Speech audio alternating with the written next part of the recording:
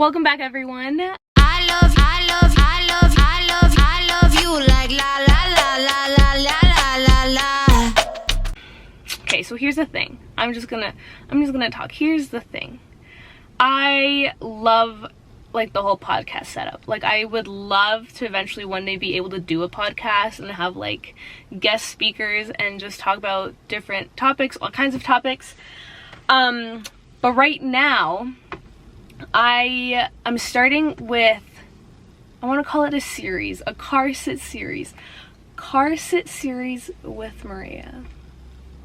And basically, that'll just be me in my car and just talking.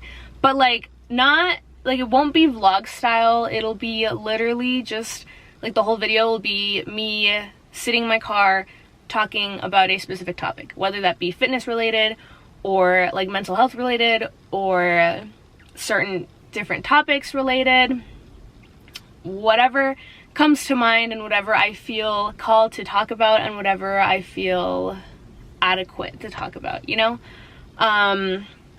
So yeah, so this is the first video, even though my second video on YouTube was a car sit, like a car chat, but it was also vlog styled, so it was a little bit of both. But from now on, any car chat that I do will solely be car chat.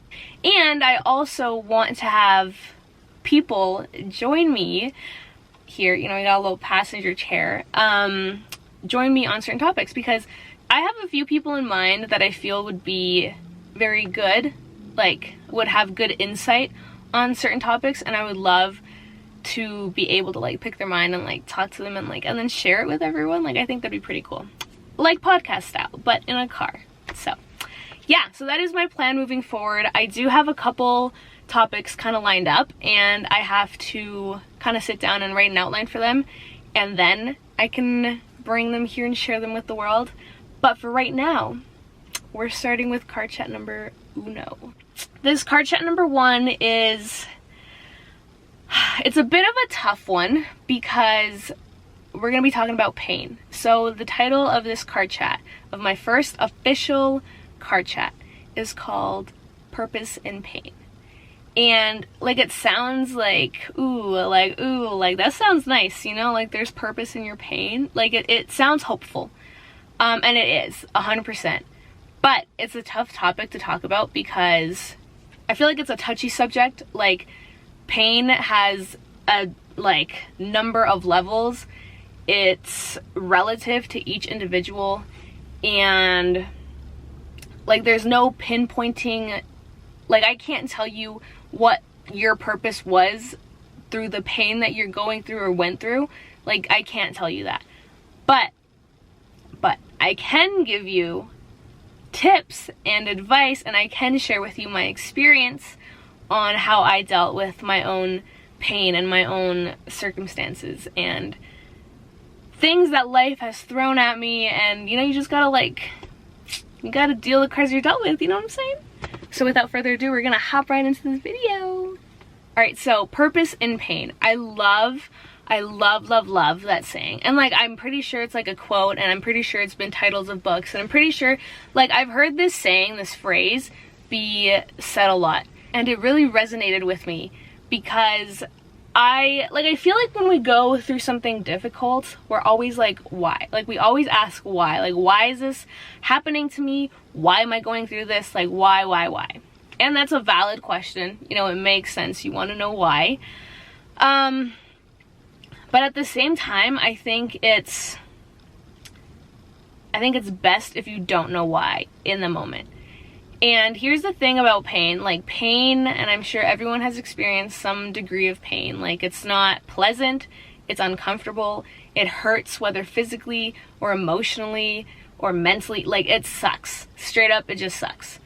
But pain, I feel, can be used, like, I feel like pain is such a powerful tool if you know how to use it correctly. And there's like so much inner work that goes with that, and I just, like, personally, I think it's so beautiful. Like, I think it's like a kind of cruel beauty, you know? Like, it sucks because in the moment when you're in the midst of it, you can't I'm not gonna say you can't, like, it's difficult for you to see a solution, or for you to see a way out, or for you to see any hope or any good in that place that you're in, right? But, like, I promise you, and this is something that I, like, believe with my whole heart and will take to the grave, I believe there's something good in every single freaking situation, like, every single one. And again, that's relative to each person and how they perceive their situation and their surroundings and the environment that they're in and their mental state, and so many factors that are involved. But I do believe if you truly, first, if you believe it, second, if you truly look for it and put in the effort to find the good in the bad that you're in, like, I promise you, you will find something. So I'm going to start off with my first experience. This was back in 2015 when I had my car accident. And some of you know about this accident. I was hit by a car while running.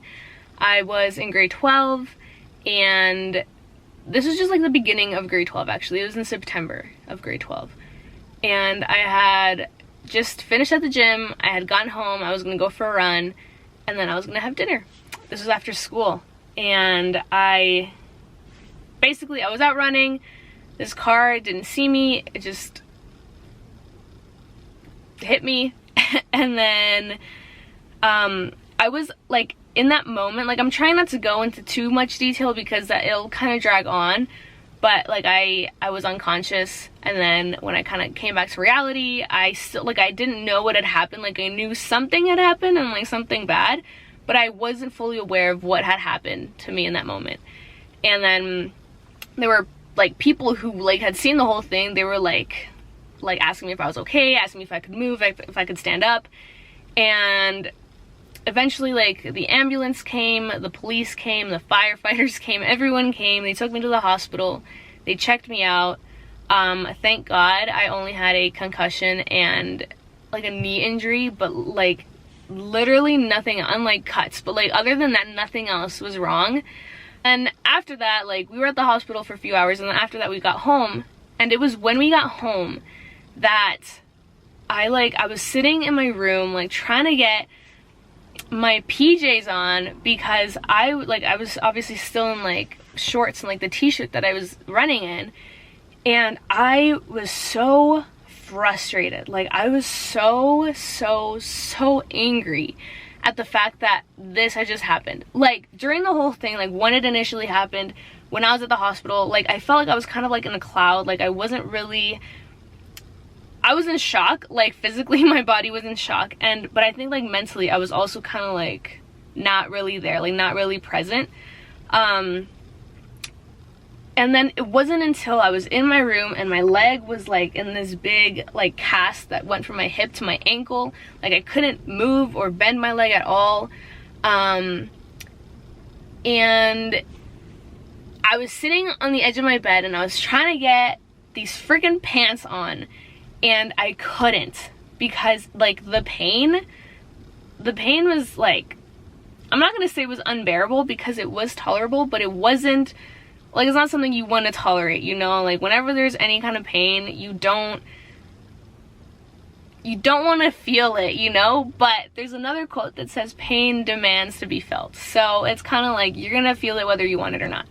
But anyways, this pain was physical, and I couldn't, like, my leg was like straight out, and I was like trying to bend forward and like pull my pants up, and I started crying. Like, I remember I just broke down in my room crying, because I was just so frustrated at the fact that like this had happened. And then I started thinking like, wow, I can't even get my pants on. Like, I can't do the simple thing. And then I started thinking like, wait, I can't go to the gym now. I can't go running. Like, the two most important things in my life at that moment was the gym and running. And I couldn't do that. And that to me was like it just, it was frustrating, and it hurt. Like, physically it was hurting, and like emotionally I was like disturbed. Like, it was just like uncomfortable knowing that for the next like 6 to 8 weeks I had to wear this cast, and it was annoying, you know, uncomfortable, annoyingly uncomfortable.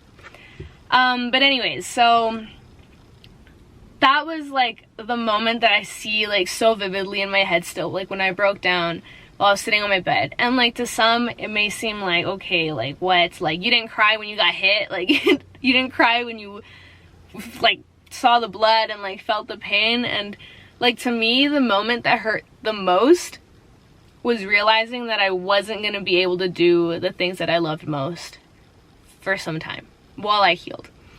And that to me, like in that moment and then the next, like the following weeks that followed after the accident, I didn't see like a whole lot of like good things, you know. I just saw like the cuts that I had on my face, like the physical injuries that I sustained, like that's all I could see and feel.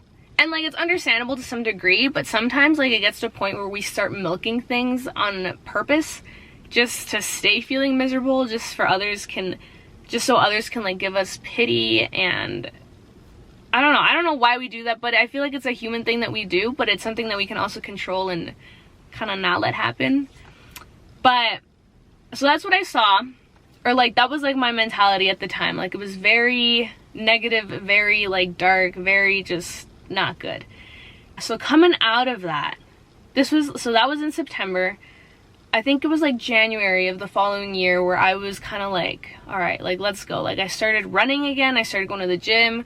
I was able to like start doing things again. However, it wasn't like to the degree that I had been doing them before. And that was another like hurdle that I had to get over. Like great, like I was super excited to be back at the gym, to be back running, but now I couldn't do it like the same weight that I was able to like lift or push or carry previous to this accident was not the same weight that I could push, carry, lift after this accident, because I had lost so much strength and like muscle. And I had to basically it was my left leg that got the hit, and it was literal jello. Like my thigh, it was just like water. Like it was so weak and so like just jelly, like it had atrophied. And like that's gonna happen when you don't use like a muscle or a body part for a while, right? And like I didn't really understand that at the moment. I was just like mad because like I had lost my strength and like the progress and gains that I had made. But you know what, like we were good. Like we were going to physio, we were making it stronger, like I was learning. And this is where the good stuff begins, because come January I started kind of getting back to the gym and kind of running again. And it was also like halfway through like the year, so like in May I was going to be graduating high school, and I didn't know what I wanted to do after high school. I had some idea, but it was basically just like for the money. Like I wanted to do social work, didn't even really know what that was, didn't have like a real desire to do it. I had just like googled highest paying jobs and that's what came up, and I was like, well, it's not science or math related, so I chose it. That was basically my whole reasoning why I was going to go into social work. But then since the accident I started going to physio, and it was from physio where I was like, whoa, I started learning about the body like to an extent that I hadn't like ever known before, and like anatomy wise, physiology wise, and like rehab wise mostly, because I was literally going through a process of rehab at the time. So all of that was stuff that I could relate to in the moment, and I just thought it was super neat. And like just I was fascinated by how amazing the body is, and like it's such a well created, high functioning machine that it's honestly mind-blowing. And I fell in love with it. I fell in love with the body, not on like a physical sense of like how you look, but more of like the functional sense, like how it works and how it does things to keep you alive, and to like your muscles, like when you go to the gym, like what happens like within a muscle, like all of that was just, I was just amazed by it. And so I started volunteering at the clinic where I was getting my rehab, and I met some people there, and eventually I started working there. So like that was pretty neat. And I feel like all of that wouldn't have happened if I hadn't had this accident. So that kind of brings me to like the same like point where it's like there's always good in every situation, like whether it's a good situation or a bad situation. When it's a good situation, like it's kind of like a given, like you see the good. When it's a bad situation, that's where like things get interesting and you have to put the effort in and like want to see the good, you know? So basically, fast forward, it was now May. I didn't know what I wanted to do after high school. I was still going to physio, I was still volunteering, and I was like, you know what, like I really like the body. Like the body seems like such a chill thing, you know, like anatomy and just learning about it and everything that it does and that it can do and that I have experienced in that moment. Like it was just super cool. So I looked things up relating to the body. So there was kinesiology and physical literacy and athletic therapy and like all these body related things that I was like, yeah, like it really felt right, because at the time I wanted to pursue physiotherapy. Like I fell in love. When I tell you I fell in love with like the whole thing, the whole physio process, the whole rehab process. Like it was actually fun. So I looked at these degrees and I was like, okay, like which one suits me best? So I chose, it was either between kinesiology and physical literacy. And I know like kinesiology is much more, like what's the word? Much more known. Whereas physical literacy, you're like, what is that? Like, what is, like literacy, like reading, and like physical, like what? Like it doesn't really make sense. But essentially, to me, they're the same thing. Like you learn about the body, you learn like the structures, the functions of the body.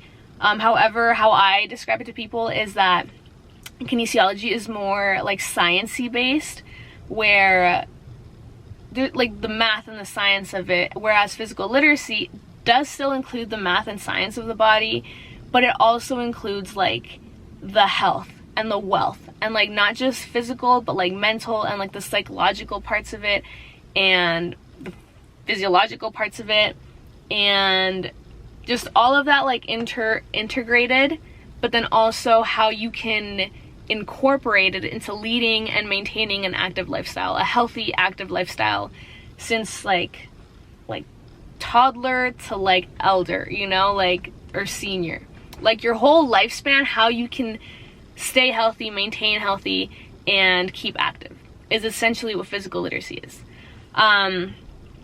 Yeah, and I'm just gonna make like a little side note, but when I was still in high school, like still in grade 12, and I was like looking for like degrees, I was like, wow, I'm not gonna go into a science or math like based degree because like I suck at that.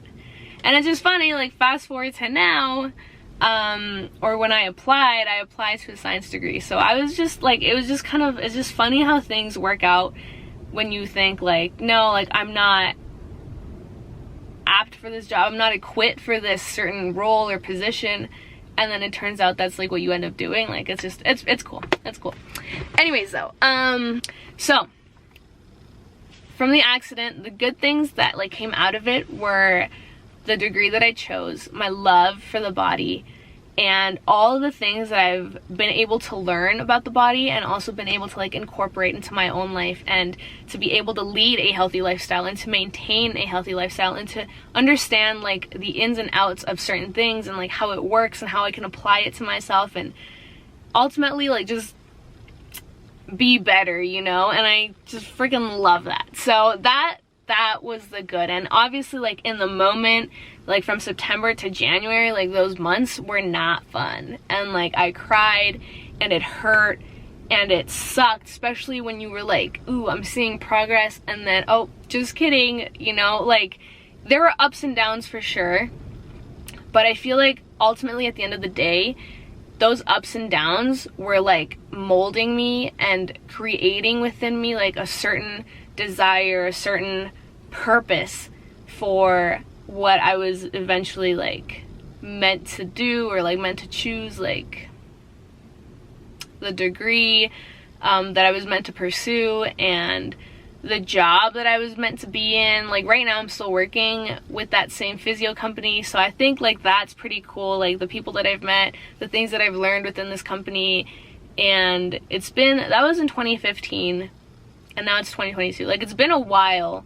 And actually I didn't start working till 2016, and then I worked for like a year there, and then I stopped, and then I started again in 2019. So it's been like 4 years since I've been with this company. So that's pretty freaking cool too. You know, like if it hadn't been for this accident, would I have met these people at physio? Would I even know what physio is? Would I like be in the degree that I'm in? Like who knows, right? Like I just feel like that accident had to happen to kind of open my eyes.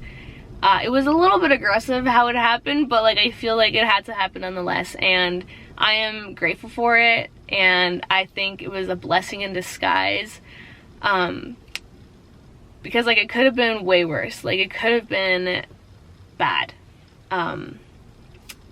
I could not be here. So I believe God has a plan and a purpose for why he allows things. And then there's this also phrase that I heard that it says, if God allows it, oh no, it goes, if it's from God, it's good. If he allows it, he's gonna use it for good. And I freaking love that, because it's like anything that happens in your life is gonna be used for good. Whether God sent it, whether the enemy sent it, whatever. At the end, it's gonna be for good. So that's how I see this. So that's my experience number one. Experience number two is, disclaimer, like I'm gonna be talking about sexual assault. That's another touchy subject because it's traumatic. Like, well, they're both traumatic. Like the accident was traumatic, this one is traumatic. Like anything that you go through that causes feelings of distress or fear or anxiety or lack of safety, like anything, like all of that does cause like a trauma response in your brain and in your body. So I will be talking about sexual assault. If you are uncomfortable listening about this topic, you can fast forward, and I will leave like the timestamps where you can fast forward to. But yeah. So back in February of 2018, I'm not going to go super into detail because it'll just drag on forever, but I was at a party and there was drinking involved. Oh, but like a little bit context. Before any party that I would go to, I would always go to a friend's house, and we'd always like get ready there and like pregame and whatever. And this friend had a brother, and we were never friends with this brother. It was just like, hey, how's it going? Nice, cool. Like very casual, very whatever. And then so that night we were at my friend's house. Her brother was there, some of his friends were there. We were drinking and just having a good time. And then me and my friend went to the party, and from this party I got like really drunk. Like really drunk. And I used to be ashamed to say this, but like not anymore, because like yes, I chose to drink, yes, I chose to be there, and right, but none of that is an excuse to like why certain things happened. So anyways, this is just a little like, you should not be ashamed because you're a girl and you're drinking. Like if you're someone who's drinking, you should feel safe and okay to have a drink. Like yeah, never just because you had a drink should it be your fault that someone did something to you because you were drunk. Like that does not make sense. Anyways, I'd been drinking, and then we get back to my friend's house, because every time after a party I would always sleep over at her house, and then I'd go home the next morning. So we get back to her house, and she had been in a fight with her boyfriend, so she was preoccupied like dealing with that. I was just tired and drunk and just wanted to go to sleep, so I changed out of my clothes. And here's the thing, like I don't remember a whole lot of, like I was told that I did things, but I don't remember actually doing them. However, I do remember like ending up in her room, and I was getting ready to just go to sleep, and then whatever, I got like, she tucked me in, like literally she tucked me in, and then I passed out. And then I don't know how long it was, but like a few moments later, I felt like someone get into the bed with me, and I was like, oh, like it's probably her, you know? And it wasn't her. And that's where right away I was like, wait, something's up. Like, what is going on?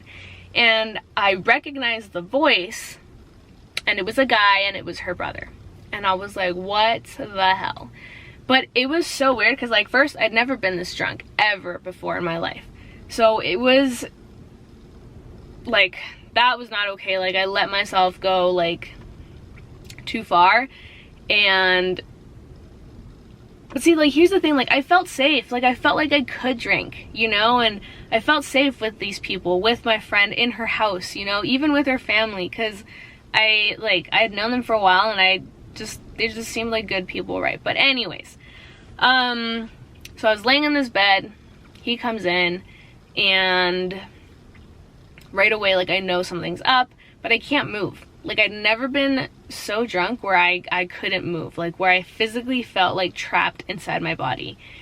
And I knew, like, I was stressed. Like, I knew, like, what is he doing? Like, why is he getting closer? Like, why is he, like, whispering in my ear? Like, what is going on? And, like, it just felt super uncomfortable, super not good.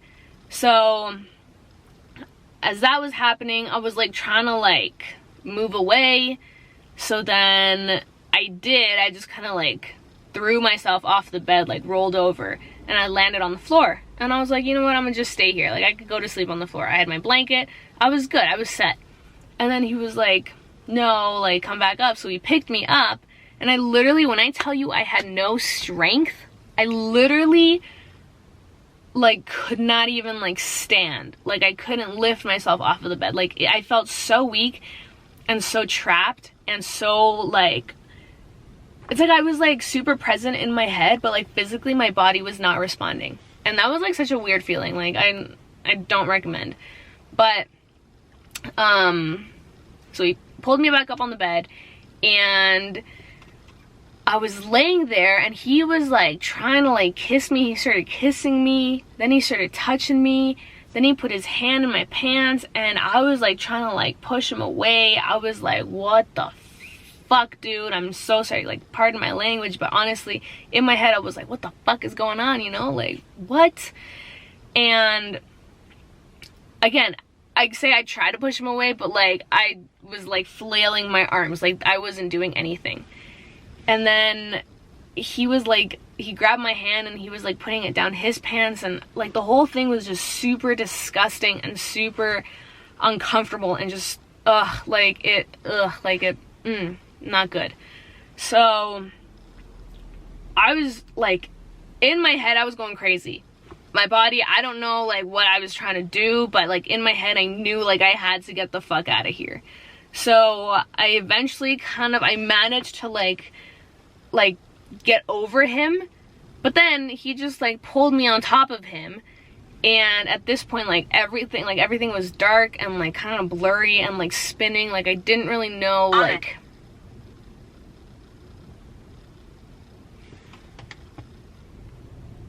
okay, Working on that. oh my gosh. So sorry, you know, got excited. Anyways, at that point, like, I didn't really know, like, what was going on, and I was still very drunk, and oh my gosh, like, I just felt trapped, and it was such an ugly feeling. And he then, like, proceeded to, like, should I say this? What is this? Anyways, I was, like, on top of him now, and he, like, still, like, he was still trying to, like, touch me and try to, like, grope me, and, like, just super disturbing. Anyways, I managed to literally, like, fling myself off the bed, and then I crawled. I was crying. Like, I was just crying. I remember I was just crying. And I crawled to the bathroom where my friend was. She was talking on the phone, and I was, like, knocking on the door, and I was crying. And I mean, there had been times where I'd been drunk, like I'd been drinking, and I had cried, so like I don't think it was like unusual for her to know or like to see me crying while under the influence. But yeah, that was just like a totally different thing that was going on. So I literally laid down in front of the bathroom door, like she was still in there talking on the phone, but I just didn't feel safe going back to the room. So I laid there, and then I heard like the brother like leave, and like two of his friends were in his room, and like they knew what was going on. Like they were laughing. I just remember that so clearly. Like they were laughing and they were talking, and I don't know, like man, it was just so bad. So then he goes in their room, or in his room with his friends. Eventually, I don't know how long I was out there on the floor, like in front of the bathroom. Eventually my friend comes out, and she's like, what are you doing? And I was just crying, but I was also kind of half asleep, like I don't know what was going on. And then she like picked me up, but she couldn't pick me up by herself, so she called her brother to come help her. So both of them were like holding me like from my shoulders, like I had my arms around them, and they brought me back to her bed, laid me down, she laid down, and then the brother kissed me on top of my head, said goodnight, and then kissed her on top of her head, said goodnight, and then left. And I was like, I felt super violated in that moment, super like, what the fuck? I'm so sorry for this swearing, but that is how I felt in that moment. Because in my head I was like, wait a second, you're gonna act like nothing happened when moments ago you were sexually assaulting me, and now you're gonna kiss me on top of my head and say goodnight? Like that to me was just so fucked up, like so messed up, so messed up. Anyways, the next morning comes around, and turns out my friend had broken up with her boyfriend, and I had gone through this assault in her bed, and I didn't know how to act. Like I didn't know, like, should I let her know? Should I tell her now? Do I tell her later? Because she was upset over the breakup, and I was upset over everything that had happened. So I was like, I don't know what to do. So I waited a week before I said anything, just because it was I didn't know how to deal with it. So eventually I ended up telling her, and like whatever, that's beside the point. But the point was that that was something that I did go through, that was a very gross and traumatic and uncomfortable moment of my life. And I used to blame myself and kind of justify it with the fact that I was drunk and that I chose to drink and I chose to put myself in that position. But then at the same time, like, I talked to people and they were like, no, what the hell? Like, that was not your fault. And I was like, you know what? That was not my fault, because I was drunk, right? This guy was completely sober. He admitted that he was completely sober. So he knew what the fuck he was doing. He knew why he was doing it. He knew the vulnerability and position I was in, and he still chose to do it. So that speaks like nothing about me and solely all and everything about him. So if you've ever gone through something like this and you still feel guilty and think that it's your fault because you were drunk or you were under the influence, that it's your fault that you got abused or assaulted, absolutely fucking not. It is not your fault. It will never be your fault. The fact that you chose to drink, the fact that you chose to have a good time and go out and just whatever, you should be free and able to do that. Man, woman, whatever you are. It's the actions of other people that, like, the actions of other people you should not be held accountable for, you should not feel responsible for. If someone chose to do you harm, if someone chose to assault you or abuse you or take advantage of you in any way, shape, or form, that is absolutely not your fault. That is something that I struggled to learn and to accept, because it was very common, like, even with my own parents, they were upset that I had gotten that drunk and that I'd let that happen. And that, like, obviously didn't make me feel good, because they were upset that this had happened to their kid. They were upset that, like, that was always their worry whenever I would sleep over at people's houses, that something was gonna happen, and unfortunately something did happen. But it wasn't my fault. And that is something that, like, I kind of need to remind myself, like, whenever I think about that moment. And it's like, you know what, like, and the fact that he was sober, Like, he knew what he was doing, and that's what blows my mind. But anyways, that was experience number 2 of, like, pain, because from that moment, like, friendships were ended, and I was, like, confused and at a loss, and, like, a little all over the place, to be honest, with my feelings, with how I felt, like, physically with my body, and I didn't speak up. Like, I didn't tell a lot of people about this just simply because it was, like, it's an uncomfortable topic, and it's, you have to be vulnerable. Like, it's a tough topic to talk about. So I kept quiet for a good time, for like, quite a bit of time. Like, I didn't tell my parents till, like, 2 years after, and, like, that, it was still uncomfortable and still, like, not an easy thing to do. But anyways, the good that came out of it was I was able to forgive. Like, you know what? I'm gonna read it because I made an Instagram post on this, and I feel like it explains it very nicely, like how I explained things. Basically, like, what I took away from this experience was here. So I just wrote, back in 2018, something happened that should never ever happen to any human being. I was sexually assaulted in the house of someone I trusted. Yes, I was drunk. Yes, I was at a party. Yes, I was with people I knew. Yes to all of it. However, that doesn't matter. I was taken advantage of. My mind and body were disturbed. People who I trusted didn't believe me. They said nasty things. They said I was looking for attention when I was physically incapable of moving. They said it was my fault for being too drunk when he was completely sober. They said, don't go to the cops, you'll ruin his future, when my own life had now been stained. So many things happened that night that I will vividly forever remember. Yet something changed. I no longer felt angry, hurt, or disgusted. I felt this overwhelming peace and joy in that this was not the end for me, that there are better things for my life, that this pain and loss was only temporary, and that the sun always rises again in the morning with God's renewed strength, grace, joy, hope, and love. And in him is who I trust and will forever hope in. He allows things to happen, but never without a purpose. Ooh! They give me chills.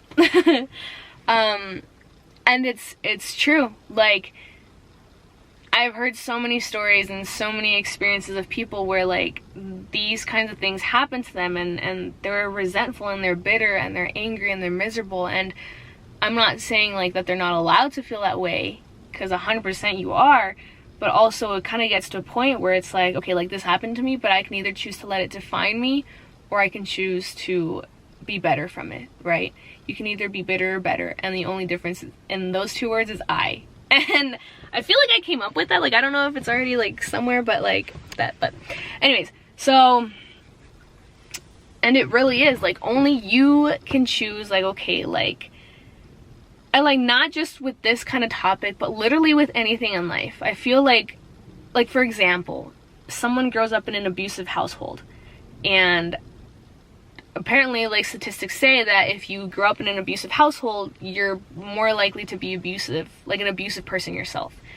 And okay, I understand that. But also, it's like, okay, like, this happened to you, but you get to a point in your life where you're like, okay, I can either continue on this path and, like, carry out the same things that, like, I lived through, the things that happened to me, or I can take responsibility and better myself and change and try to grow out of that. And of course, like, it's easier said than done, but it's possible, and I believe it's possible. So whenever something bad or unpleasant happens to you, I 100% agree. You need to feel it, you need to go through it, you need to grieve, you need to cry it out, scream, whatever you have to do, do it. But I also think it's your responsibility to take action, to take charge into bettering yourself. Like, you can't let that one thing, that one moment, the one circumstance, the one person ruin you for the rest of your life. Because that's, like, it's taking nothing away from them, but it's taking everything away from you. So feel what you need to feel, but then take responsibility into changing for the better. And it's 100% possible. and you gotta, again, back to God, you gotta trust in God, you gotta lean in God, you gotta hope in God, and know that He allows things to happen, but never without a purpose. Like, you just have to cling on to that and go. And my last experience, this chat is a little long, I feel, but yeah, I hope it's helping someone. But so for my last experience, this is actually my most recent experience, is about my first breakup ever. So I say that like I'm excited. I don't know, but in a way I kind of am, because I've heard it a lot where people say like in podcasts or like interviews, people will ask the other person like, oh, like what's one thing that like you feel everyone needs to go through in life? And I've heard a lot of people say a breakup. And that to me is like, what? Like, why? And like, I'd never gone through a breakup. Like, I've had flings with people that have ended, but it was never like, like it stabbed my heart. Like, no. But this was like my first official boyfriend, and we dated for 2 and a little years, and it actually like ended like a month and a half ago, like in March. So it's still pretty recent, but I honestly feel like I've grown so much since then, and I've learned so many things from this relationship, like about myself, about what I look for now in a partner, about what I'm willing to tolerate and not tolerate, and just so many things that's just super exciting that, again, if I hadn't gone through it, if I hadn't experienced that kind of hurt, that kind of pain, I wouldn't be here who I am now and with the same like thoughts and growth mentality that I have now. So for that, I am grateful. Again, it still sucked, it still hurt, it was still painful. Like, I deeply cared for this person, but I also knew that this person was not for me. Like, I knew that this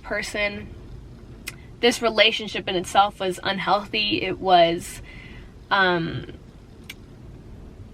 was compromising certain values and beliefs that I had for myself, and I wasn't setting boundaries, and I was just letting things slide simply because I was scared of losing this person.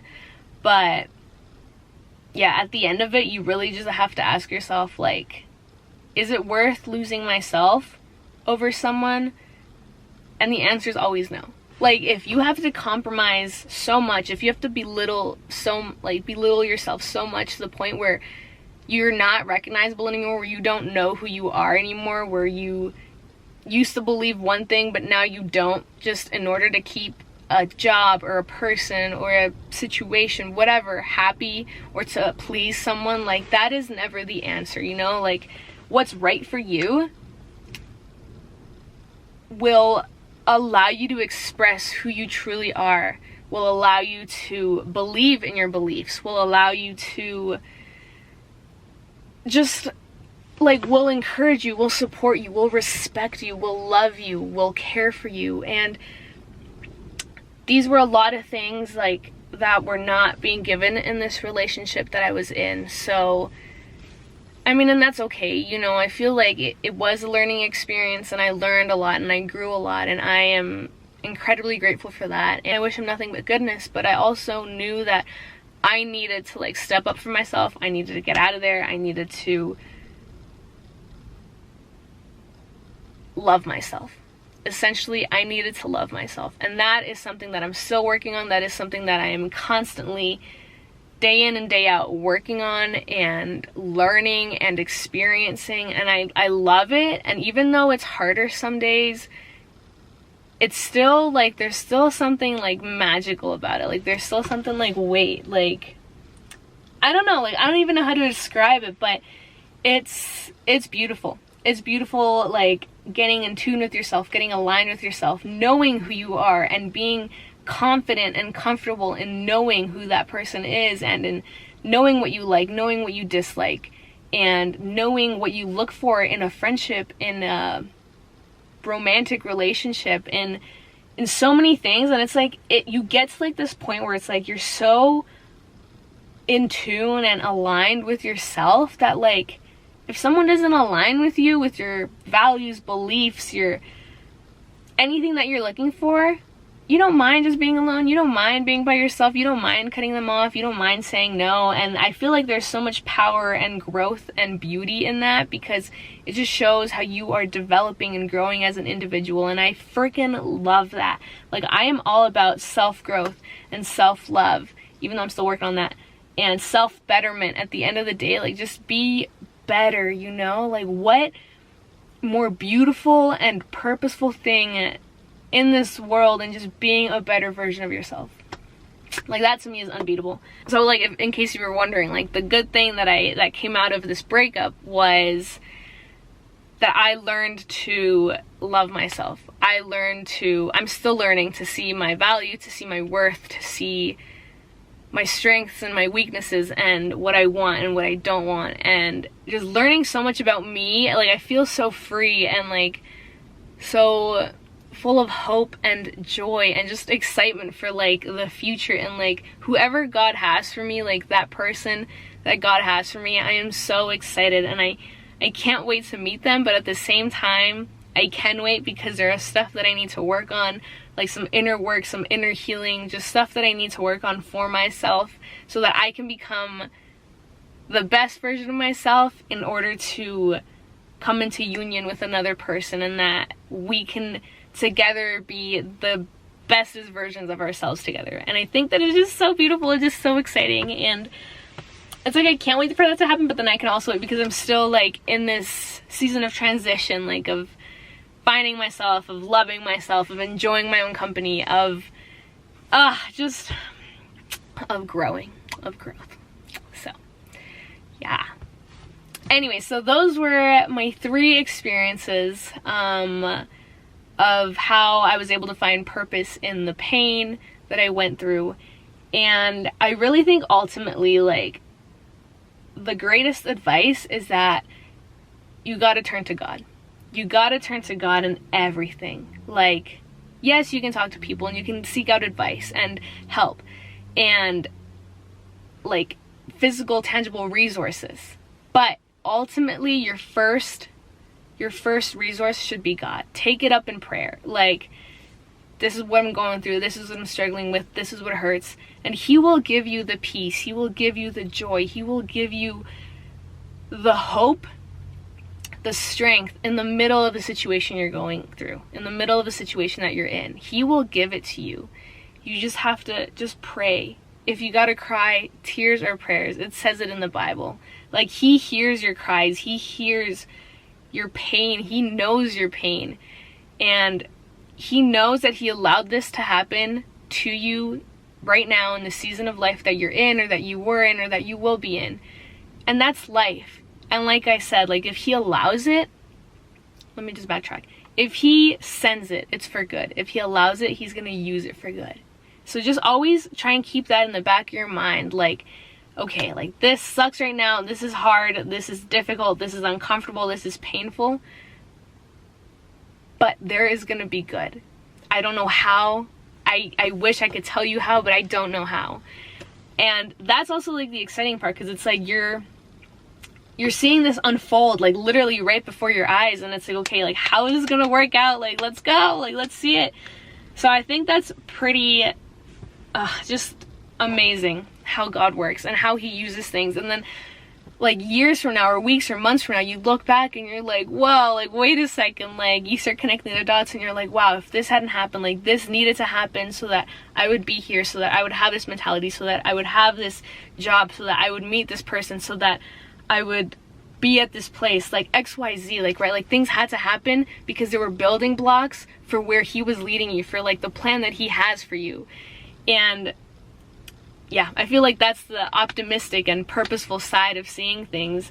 And I think it's so beautiful. Obviously, it's hard in the moment when you're going through it, but please just think like you're a butterfly, you know? That's, like, the analogy that I've come to in this time, like, this breakup season that I'm going through, was that when you're a caterpillar, you're just this little creature, you know? You got, you know, your flaws, and you're kind of, I'm not gonna say you're ugly, but you're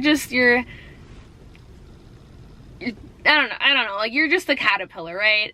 And then you go into a cocoon, which is your season of transition, where you're transforming, where you're evolving, where you're growing, and eventually you're gonna turn into this beautiful butterfly. But I like did some research on this, and I was watching a lot of butterfly videos, like when they're emerging from their cocoon, and it looks painful. Like, it looks uncomfortable, and it looks like they're struggling, and essentially they are struggling.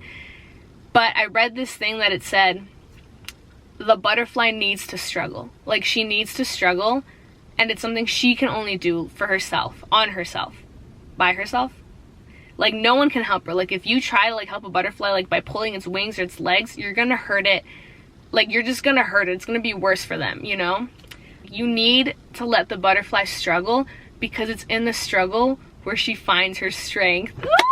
Like, that is just so powerful and empowering, because it's like, wow, like, you do find strength in your struggle. Like, you just have to struggle, you know? You just have to, because in the midst of your struggling, you're moving forward. Like, you're getting somewhere. Even though it might not seem like it or feel like it, you are getting somewhere. So yeah, like, look it up. Look at like butterflies emerging from their cocoon. Like, it'll stick with you. And yeah, so eventually the struggle will pass, and eventually, because she literally has to, like, with her legs and her wings, like, push herself out of this silky cocoon. And yeah, you know, that, like, I don't know what develops in a butterfly at like a physiological level, but it allows them, I think, something about strengthening their wings, so it allows them to be able to like fly after, something like that. But basically the main point is, like, you're strengthened by your struggle. So if you're going through a struggle, you keep motherfucking going. You keep going, because at the end of it, you're gonna be stronger for it. And it's just it's a beautiful thing to know. So with that, I will be ending this video. CarChat number 1 done. Thank you. I hope you guys took something meaningful and valuable from this. I hope it is something that you can apply to your life. And like always, if, like I've said this a lot on my Instagram, if anyone is ever in need of like talking to someone, venting to someone, just need someone to listen, I'm here for you guys.